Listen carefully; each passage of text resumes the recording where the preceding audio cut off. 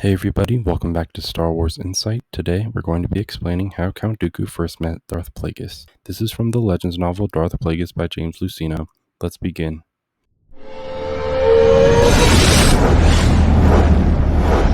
What was first just a dream has become a frightening reality. The Mune, known publicly as Higo Damask, secretly known as Darth Plagueis, crossed paths with a young Count Dooku, while Dooku was a still very much respected Jedi Master on a diplomatic mission to his homeworld of Sereno, around 52 BBY. If you do not know what BBY means, that means how many years before the Battle of Yavin, or how many years before Star Wars A New Hope. Dooku was traveling with other Jedi, including the librarian Jocasta Nu, Sifo Dyas, and his apprentice Qui-Gon Jinn. During that mission, Plagueis and his persona of Higo Damask approached Dooku and took immediate interest in him, because Dooku already showed the seeds of what would later become disillusionment with the Jedi Order and the Republic. This is what is most important. Plagueis didn't recruit Dooku right then and there. He cataloged him as a promising political and force-sensitive figure who might be, under the right pressure, become a powerful asset or ally for the Sith one day. In fact, Plagueis even regarded Dooku as a potential backup if Palpatine was ever exposed or eliminated. Plagueis thought Dooku's combination of political clout, noble birth, wealth, and bitterness toward the Jedi could be turned into a tool to fracture the Order from within. The author James Luceno suggests that Plagueis even introduced Dooku to Palpatine in social and political circles, not as Darth Sidious, but as the senator and influential confidant Palpatine presented publicly, so the seeds of trust and mutual understanding were sown in those early conversations.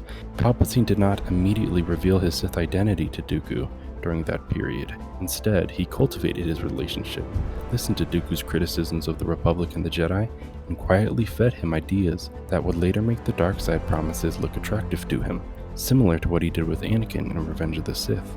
In one scene between Dooku and Plagueis, Dooku agrees that there is tensions building in the Senate, but he states that in the absence of armies there can be no war.